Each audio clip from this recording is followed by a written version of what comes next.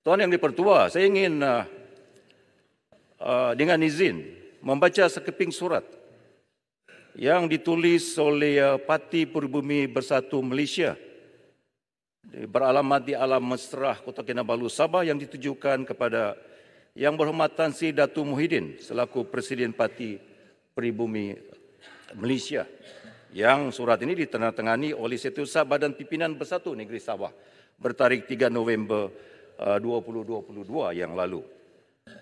Tajuk surat senarai calon pilihan raya umum ke-15 bagi Parti Gerakan Rakyat Sabah GRS di negeri Sabah.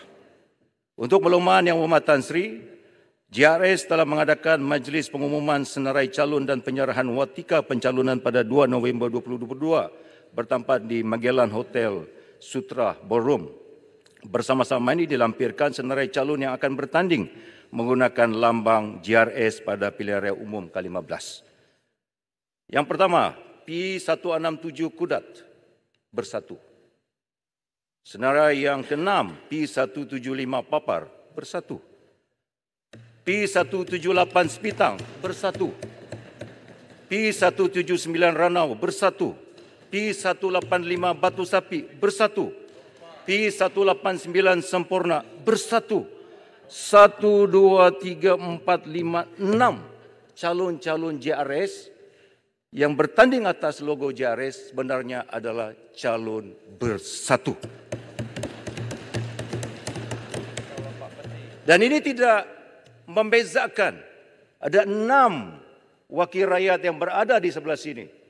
Wakil rakyat Macang, wakil rakyat Ketere, wakil rakyat Jeli, wakil rakyat Gua Musang, wakil rakyat Tanah Merah, wakil rakyat Ulu Terengganu yang bertanding atas logo PAS, tapi sebenarnya mereka adalah calon-calon bersatu.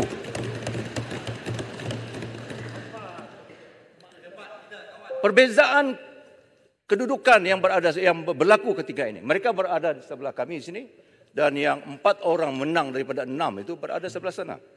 Perbezaan kedudukan ini mungkin sesuatu yang lazim sebelum ini. Tetapi dengan pindaan Perlembagaan Persekutuan dan RUU Anti Lompat Parti yang dibawa oleh kerajaan yang lalu dalam Dewan Yang Mulia ini, maka perbezaan ini mesti diperjelaskan. Poin ini, Datuk Speaker, membawa kita kepada perkara ketiga, iaitu keabsahan dan juga legitimasi kedudukan Yang Berhormat Tambun dalam proses undi percaya pada kali ini, kerana kedudukan 4 ahli parlimen yang legitimasi mereka dipertikaikan kerana Akta Lompat Parti. Kita semua membaca perkara 43 dalam kurungan 2 dalam kurungan A kecil. Perlembagaan Persekutuan tentang keperluan Perdana Menteri untuk mendapatkan kepercayaan majoriti dalam Dewan. Dengan itu, majoriti tersebut perlu diterjemahkan kepada bilangan ahli yang menyokong.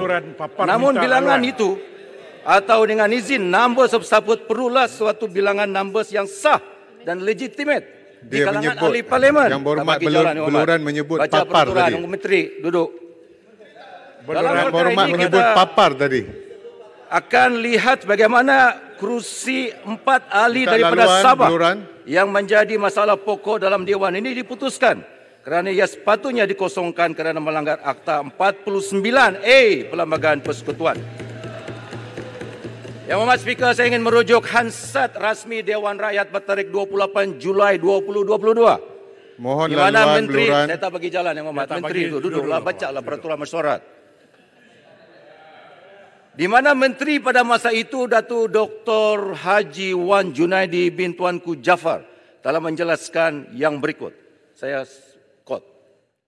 Jawatan kuasa pilihan khas telah bersetuju dan mengesyorkan bahawa ahli Dewan Rakyat yang keluar daripada satu parti politik dalam satu gabungan dan menyertai parti politik yang lain di dalam gabungan yang sama atau berbeza, maka ahli Dewan Rakyat tersebut terhenti menjadi ahli Dewan Rakyat dan perlu dikosongkan kerusi. Ini kerana keanggotaan seseorang ahli Dewan Rakyat merujuk kepada keanggotaan dalam parti politik dan tidak kira sama ada parti politik itu merupakan anggota sesebuah parti gabungan atau tidak.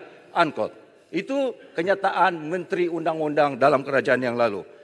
Jadi tidak penting sama ada 4 ahli parlimen itu bertanding atas tiket JRS atau mewakili mana-mana gabungan tertentu, kerana yang hanya relevan sama ada mereka meninggalkan parti asal mereka. Kalau ikutkan pindahan Perlembagaan Perkara 49A dan Hansard bertarikh 28 Julai 2022 tentang RUU pindahan perlembagaan Akta Anti Lompat Parti, mereka yang keluar parti dikira telah hilang kursi.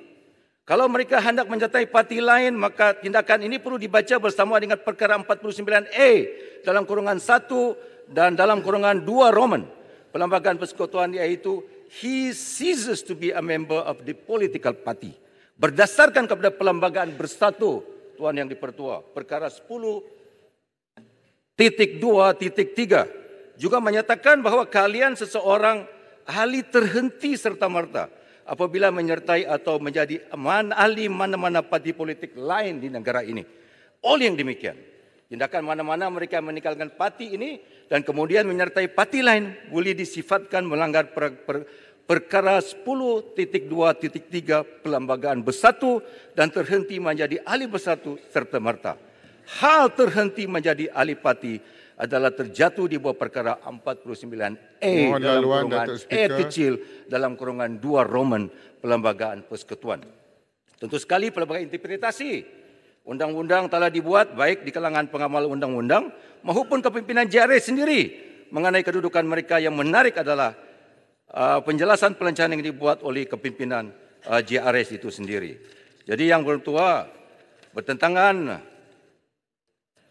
dengan surat bertarikh 30/2022 yang baca tadi itu. Boleh gulung.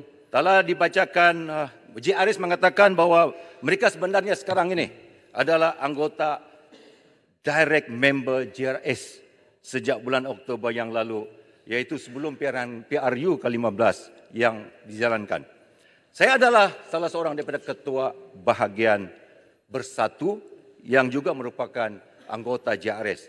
Saya ingin mengesahkan yang Tuan Yang Dipertua bahawa perkara ini tidak pernah dilakukan oleh kepimpinan JRS. Backdating menjadi ahli JRS direct pada bulan Oktober tidak pernah dilakukan oleh kepimpinan Bersatu Negeri.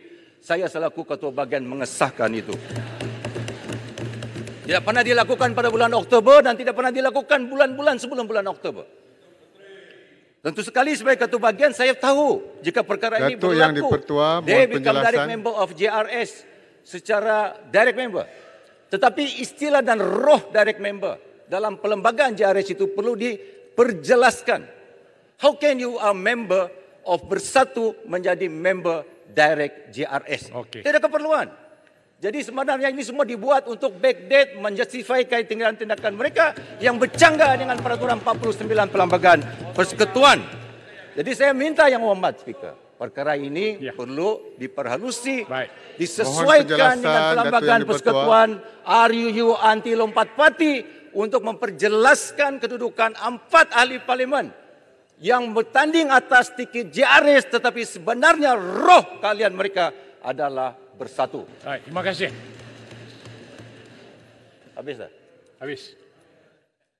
Ini perkara penting, Muhammad. Betul, saya faham. Usul hari ini adalah usul keabsahan. Ya. Vote of confidence. Betul. But you have 4 members here yang Ya. dipertikaikan legitimasi mereka. InsyaAllah. Sebab tu, saya cadangkan agar usul ini kita tangguh. Bentuk. 21 hari supaya keabsahan mereka sebagai ahli Dewan ini dapat ditentukan. Kemudian kita adakan vote of confidence ini di Dewan ini. Boleh bagi laluan? Berjelaskan legitimasi mereka minta laluan. mengikut peraturan perkara 49A Perlembagaan Yang Persekutuan. Berhormat, laluan. Yang berhormat.